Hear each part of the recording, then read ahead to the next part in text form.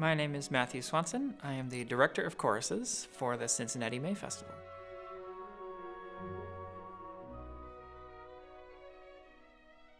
I grew up in southeast Iowa. My family runs a farm. My dad is a farmer, and my mother is an elementary school PE teacher. I found the farm and farming interesting, and at the same time, I also realized that I didn't think I was very good at it compared to my brother, who I always had the sense was really good at it. That was not intuitive to me. So I don't think I had a specific sense that I would go somewhere, but I think I was in some way looking for that thing that I had an intuitive sense of. The earliest, I think, musical memory that I have is when my parents bought a piano. I was 4, and I don't remember asking for a piano. I think it was just something my mom thought would be good for us to have, or maybe she had some sense that I was interested in it.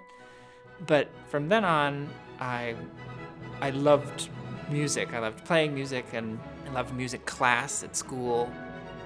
I guess I really kind of caught fire when I started playing the trumpet in the 5th grade. It was actually a cornet. My aunt had a cornet in the house that they said that I could use. And I was very excited by that. My best friend at the time, who was a year older than me, was playing the trumpet, so it just seemed like the thing to do. And fortunately, it made a lot of sense to me. That was something that I seemed to understand intuitively. And I played the trumpet very seriously for about 10 years, and a lot of my favorite musical memories involve playing the trumpet. I didn't have an idea that I was going to become a professional musician. I think partly because I didn't really know how you did that. And certainly I didn't know the range of careers that were available to people in the performing arts. So I decided to go to the University of Notre Dame. And I think one of the things that made me most happy was that I was able to perform so much. I was in the marching band and the concert band and a symphony orchestra. Everybody who needed a trumpet player, I wanted to be there. So it was a bit of a surprise to me when the conductor of the orchestra asked if I wanted to join the Notre Dame Glee Club. And I said, no, I don't sing. And of course, that was a bit of a lie. I had sung since I was a kid in church choirs and a regional youth chorus and in high school choir, but I did not consider myself a singer. I was a trumpet player. So I sort of told him a polite no. And then a couple of months later, I was still playing trumpet all over the place, but he wrote to me and he said, the Notre Dame Glee Club is going on tour to Florida. I had never been to Florida, and I have some music for chorus and trumpet, and I'd like you to come along. Initially, I wasn't so sure, but he said, no, it's totally taken care of. Like, we pay for your flight, we provide meals, it's fantastic, and I want you to come. So I said, yes, I'll go. I'll go on this tour and play the trumpet. And he said, well, if you're going to be on the tour with us, maybe you should sing. And I said, well, okay, that may be nice to do, I guess. And he said, good. So if you're going to sing, then you need to start coming to rehearsal in January, and I'm going to set you up to join the Glee Club. So I started singing with the Glee Club, and we went on that tour, and it was the best week of my life. I was so enthralled by the repertoire that we were doing, which was all new to me. I found all of it beautiful and interesting, everything from Gregorian chant to barbershop and close harmony to contemporary works and romantic works, and it was like a whole world kind of had been revealed to me musically. And I just thought, wow, I have to find a way to keep doing this, to keep chasing this feeling and this purpose of sharing music with people. And I think as I look back on that week, it was an important turning point for me.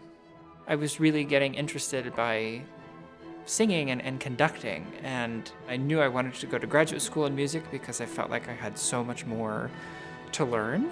So after graduating from Notre Dame, I moved to Cincinnati, and I never could have imagined that I would be here more than a decade later. The first time I heard about the May Festival, it was mentioned by the director of choral studies at CCM and my professor, Earl Rivers, who incidentally had been the conductor of the May Festival chorus in the 1970s for a year. And he mentioned it as something that we should consider looking at, going to concerts or maybe even singing because they were doing important repertoire. And I was going to the orchestra every week that they had a concert. So somewhere along the line, I remember the chorus performing with the orchestra. They came out on stage at a special concert and sang some Mozart. And As the season was going on, they announced what the repertoire of the 2012 May Festival was going to be. And I looked at the repertoire and I thought to myself, I have to get down there. I have to learn these pieces. I want the chance to sing this amazing repertoire. So I wrote to the chorus manager and I said I'd like to audition for the May Festival chorus. And I joined the May Festival chorus. It's kind of rare that you're in a choir with 120 or 130 people. And I wanted to figure out how that process went. And also to be on stage with the orchestra and perform at Music Hall seemed like a great opportunity. And I wanted to soak up as much of the artistic offering as I could in Cincinnati and the learning experiences and take advantage of our robust culture of professional music making in the city. The May Festival, as some may know, is the oldest choral festival in the Western Hemisphere. It's been going on in Cincinnati continuously since 1873, and in fact, Music Hall, the very building that we're concertizing in, was built for the third May Festival in 1878. So we have a long and proud history, but we're also in a period of great change and innovation for the festival. We've introduced a new artistic model whereby we have a new festival director each season who works with me and the rest of our staff and the chorus and the orchestra to plan a May Festival every year that brings new people and new ideas, new ways of presenting music to the public to Cincinnati on an annual basis. We'll see the second iteration of that in 2025 with the great American soprano Renee Fleming as our festival director. I would say this role does represent a change in my relationship with the May Festival because for the past 12 out of the last 13 years, I've been singing in performances with the May Festival Chorus and the Cincinnati Symphony Orchestra. And now, for the most part, I won't be singing anymore, but it represents an exciting opportunity for me to actually hear the performances, which is something that the chorus members don't really have the opportunity to do, to experience them as audience members.